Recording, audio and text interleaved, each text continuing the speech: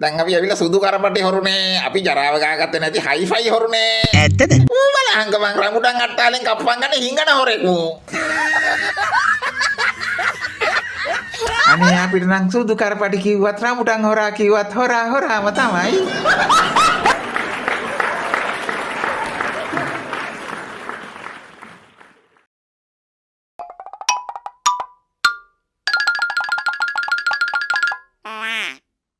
සලේට love කරන කට්ටිය මේ පැත්තට එන්න. අපේ කාර්ය අයියට ලව් කරන කස්ටිය මේ පැත්තට එන්න. කියනකොට අපි වයිස දුවගෙන එනවා කාර්ය ඔන්න ඔබට ඡන්දයක්. නෑ නෑ මං සලේට ලව් සලේනානමයි දෙයියමයි පණනල උම්ම කැටේ. තෝ සලේර එක ගන්න කොටුවේ ස්ටේෂනට ගියාද? ගියා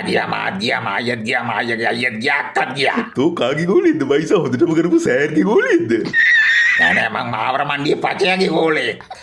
කවුද බං මාවර මණ්ඩියේ පචයා? පචවංශමයි බොසා උම්ම බොක්කා.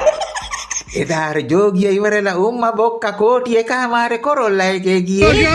ඔපි කොහොමයි ගෙවල් වලට ගියේ? අපි 138 බස් එකේ එල්ලිලා මායි ගෑණි යන්තම් ගෙදර ගියේ. ඔය කොයි නේද ඩෝමි කොල්ල සෙන්ට් එක? ඉන්නෝ රට වෙනුවෙන් ඩෝබියට නෙමෙයි කාණු නැතුව දැන් මොකේ ප්‍රශ්නේ? මට පොඩි ගැටලුවක් තියෙනවා විසඳගෙන එකක් නෙවෙයි ගැටලු ගෝණියම තියෙනවා විසඳන්න. ගෝණිය දිගාරින්න බලන්න අපි විසඳන්න. එක තමයි අර පචවංශය මොකද්ද මං ඒ කරේ? මොකෑ කරේ? ඇයි මං ගෑණි ඇතුළට යනවද නැද්ද කියලා තීන්දුව එන්න ඔන්න මෙන්න කියලා තියෙන වෙලාවක කවුද මං ආණ්ඩුවට විරුද්ධව සත්‍යාග්‍රහ කරන්නේ? පචවංශය විතරයි. හේතුව මොකෑ හීම් බබ්ස් බෝයි. හේතුව ඉතින් ඌ ගෑණිට එච්චරටම ආදරවුනේ. පිටකොටට වෙලා සත්‍යාග්‍රහ කරේ ඕක කරගන්නත් දන්නේ නැහැ. අනිවාර්යෙන්. නැත්තම් ඕන බූරුවෙන් දන්නවනේ. ඕම නෙවෙයි අත්පොලිය ගෙව තල්ලාව නිදාස් කරන්න නම් වෙන්නේ නැහැ කියලා. හීම් බබ්ස් බෝයි මට තියෙන ප්‍රශ්නේ ඕකට ගොම් පිළ ගොම් විජ්ජත් රෙදි ගලවන් දඟලන්නේ ඇයි කියලා. මං ඇත්තම කියන්න. පවුලේ ආරංචි මාර්ග වලින් කියන්නේ හොඳටම කරපු බාප්පට වෙ නල්ලමලේ අයිඩියා එක දුන්නා උන් දෙන්න කියලා. එහුනේ. අයියෝ අපිටවත් නැති මුකියාම අර උන් දෙන්නට තින් මහතීර් මොහොමඩ් කියයි ලීක් වානියෝ කියයි දෙන්නව පුට්ටු කරලා හොඳටම කරපු එක හැදුවා කියයි. කොටිම කිව්වොත් හොඳටම කරපු බාප්පගේ ප්‍රශ්න කරොත් ඌ කියයි මට මේ අයිඩියා එක දුන්නේ රයිගමේ ගම්පොලේ කියලා. ඒක නියකෝ උන් දෙන්න මොක ගැටිච්ච කඩියෝගේ සල්ලා බේර ගන්න මෙච්චර දඟලන්නේ. ඒ අනු කවුද රයිගමයා කවුද ගම්පලයා කාරී? ඔයා ගම්පලේ කොයිද රයිගමයා මේ මොහොතේ? මේ මොහොත රයිගමයා ගෑන්ගෙන් ගුටි කනවා කාරී. අප්පයි මොකෑ? මම හිතේ ගෑණි කල්පනා කරනවා ඇති මූවි මායි කොටුවේ ස්ටේෂන් එකට වෙලා කරපු අසමජ්ජාති වැඩේ නිසා තමයි ගෑණිට අවුරුදු දෙකේ හිරදඬුවම තහවුරු වුණේ කියලා. ඇත්ත. සම්පූර්ණ. පොඩ්ඩක් අන්න අරයා ලයින් එකට ආවා. ඔව් කියන්නකොට උඩ. හම්බාඩට වයිබර් එකෙන් ගුටි කෑව කියලා ආරංචි. කවුද කිව්වේ? අපිට ආරංචි කොහොමද කෑව අති විශිෂ්ටයි කියලා තමයි ආරංචිය. ධනගස්සලා ගැව්වා කියලා තාරංචි. කොහොම ගුටි කෑවත් හිත සතුටින් කුකුල් චමියා. අප්පරසිරි හේතුව මම යන්තම් අවුරුදු දෙකකට සිංගල්. සිරාවට දැන් අවුරුදු 20ක විතර ටෙම්පරියක් හොයාගන්න පුළුවන්. ඒ වුණාට ඔයාට බය හිතෙන්නේ නැතේයි. මොනවටද කුකුල් චමියා බය හිතෙන්නේ? නෑ මූ කියන්නේ මේ සලියව චෙක් කරා වගේ එයායිවත් චෙක් කරයිද කියලා. මට බය හිතෙන්නේ මෙයා ගැන නෙමෙයි කුකුල් චමියා. එහෙනම් මෙයාව චෙක් කරන්න එන අහිංසක පොලිස් නිලධාරිය ගැන. කිව්වොත් ඔගේ චෙක් කරලා ආවර වෙලා බුවා දිවංගත වෙලා හිටියොත් එහෙම. වන්දනාකාරී උන් එලගිරි වගේ පාඩම කියන ගන්නවා තට්ටක් චෙක් කරන්න කියලා මේ මාරනා. ආයි පැත්තක තියමු. දැන් මොකයි මේ හදිසියට සත්‍යග්‍රහය නැවැත්තුවේ? අපිට නම් ආරංචි වෙනක නැති ඉඳලා කියලා. ඉනේ නික ගොන් කතා කියලා වැඩේ වකුර් කරන නිසා කියලා තාරංචි. මේ රටේ විතරද මේ වගේ ප්‍රහාරයක් සිද්ධ වුනේ? ඇහුන්නේ නැහැ කොල්ලෝ. මේක ලෝකෙ වෙච්ච පළවෙනි ප්‍රහාරයද? නවසීලන්ත පිපුරුවා, ප්‍රංශෙ පිපුරුවා, ජර්මනිය පිපුරුවා, ඇමරිකා එක්සත් ජනපදයේ පිපුරුවා, ඕස්ට්‍රේලියාවේ පිපුරුවා, බංග්ලාදේශයේ පිපුරුවා. ලෝකේ පිපුරුනේ නැති රටක්.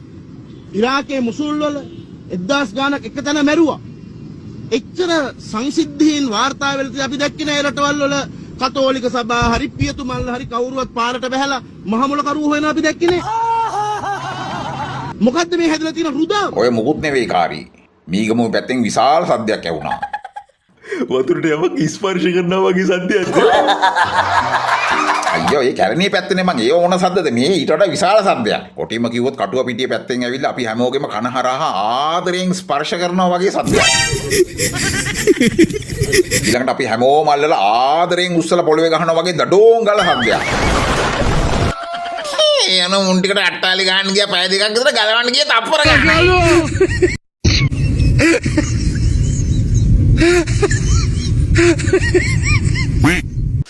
මේ මොහොතේ අපි කාගේ තාදිර දිනු සරණ පතාවෙත හැරෙනවා. කවුද වයි? මම. අප්පා කොල්ල යුනිෆෝම් එකට බැලලා කොහොමද මොඩිව? වරදක් නැහැ කාරි. මොකේ අවුරුදු 16කටම කීමනි ගෙව්වේ?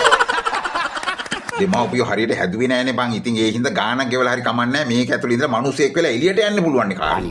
අනිවාර්යෙන්. අපිට සිරි මුලින්ද ඉස්කෝලේ යන්නද කල්පනාව? පහේ සිස්සත් එත් කරන්ට වෙයි වගේ.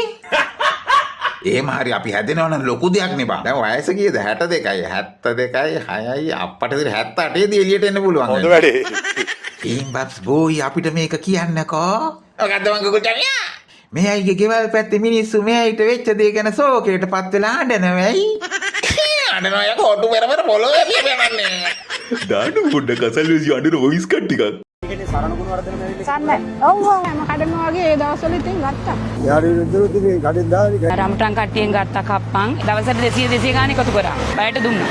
200 දුන්නා. අප්පට ඉතින් මොනවාට 200 ගත්තේ? 200 ගත්තේ එකතු කරලා කැටේට දාන්නනේ මං. ඔයයි යනවලුනේ රමුටන් අට්ටාල වලින් ආධාර එකතු කරන්න. ඇත්තද? මම යනවා සිංහ යන්නේ තනියෙන් නේ බං. ජී මොනවයි කියන්නේ? මං ඇහක් ගහලා කියනවා නංගි ෂේප් එකේ මගේ සාක්කුවට ආධාරයක් කරන්න. හරි ලස්සනයි.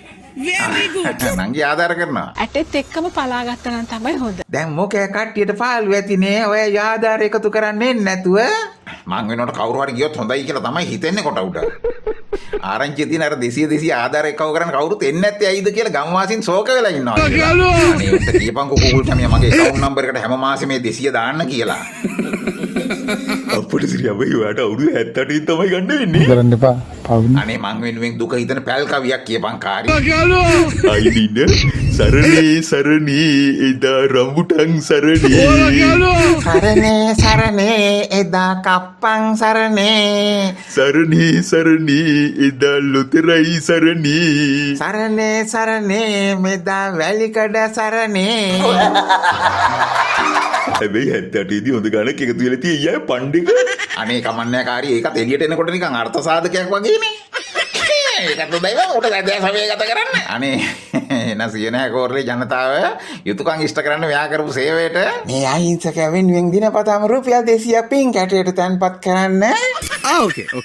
ඔය කාරි කියන්නේ දැන් අපි ඇවිල්ලා සුදු කරපටි හොරුනේ අපි ජරාව ගාගත්තේ නැති හයිෆයි හොරුනේ. ඇත්තද? උඹලංග මං රමුඩන් අට්ටාලෙන් කප්පන් ගන්න හිඟන හොරෙකු. අනේ අපිට නම් සුදු කරපටි කිව්වත් රමුටන් හොරා කිව්වත් හොරාම තමයි. අනේ මලේ යන කුකුල් චම මේ නේ කොටට මට කියව අර කිව්ව අල්ලනකොට ගෙදිරි ගාන යුගය දැන් ආරම්භ කරලාද උඹලා? අයියා ෆන්ඩ්‍රේ කිව්වේ මයි 25න් පස්සේ නිවාඩු කාලේ අහවරයි කියලා. මහින්දානන්ද අලුත්ගමගේ අවුරුදු 20කට හිරේ, නලින් ප්‍රනාන්දු අවුරුදු 25කට හිරේ, සරණ ගුණවර්ධන අවුරුදු 16කට හිරේ, එස්.එම්. රංජිත් අවුරුදු 16කට හිරේ, ශාන්ති චන්ද්‍රසේන අවුරුදු 16කට හිරේ, ජගත් සමන්ත අවුරුදු 5 මාරකට හිරේ. දැන් ටිකකට කලින් නව ප්‍රවෘත්තියක් ආවා. සශී වීරවංශගේ මහේස්ත්‍රාත් අධිකරණය මගින් දීපු සිරදඩුවම ඒ සම්බන්ධයෙන් කරපු අභියාචනය ප්‍රතික්ෂේප වෙලා තියෙන මහා අධිකරණය මගින් එයත් දැන් අවුරුදු 2කට සිරදඬුවම් ලැබලා තියෙනවා. ඒකට මිනිස්සුන්ට හෙට ගහලා මේ වගේ කාලකන්ණි පාලනයක් මේ රටේ කන්දබලෙන් පත් කරනවා. අපිට නම් තාම එන ගන්න පටන් ගත්තේ නෑ. අප පිටින් ලිස්ට් එකක් බලලා ඉන්න. නාමල් රාජපක්ෂ අපමත, යෝෂිත රාජපක්ෂ අපමත, ශෂීන්ද්‍ර රාජපක්ෂ අපමත, බැසිල් රාජපක්ෂ අපමත, ජෝන්ස්ටර් ප්‍රනාන්දු පුත්තු දෙන්නයි අපමත, විමල් වීරවංශ අපමත, රාජිත සේනාරත්න අපමත, දැන් ටිකට කලින් කතා කරපු චාමර සම්පත් අපමත, රනිල් වික්‍රමසිංහ අපමත. ඒකට මිනිස්සුන්ට හෙට ගහලා මේ වගේ කාලකන්ණි පාලනයක් මේ රටේ කන්දබලෙන් පත් කරනවා.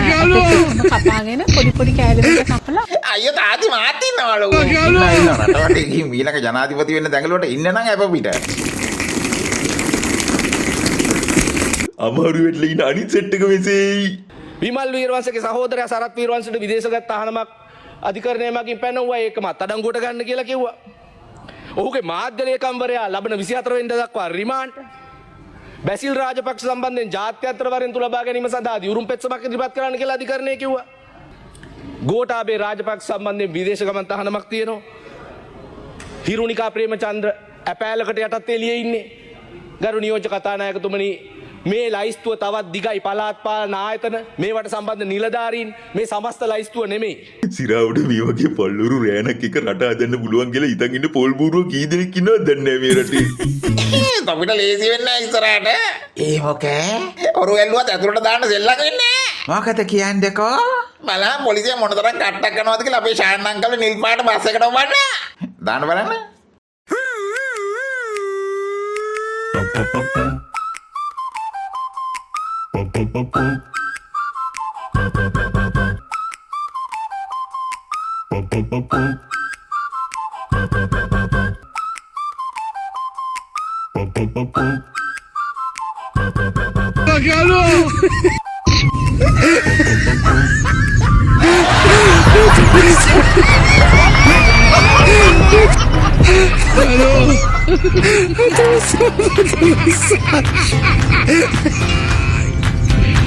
Hola, Carlos.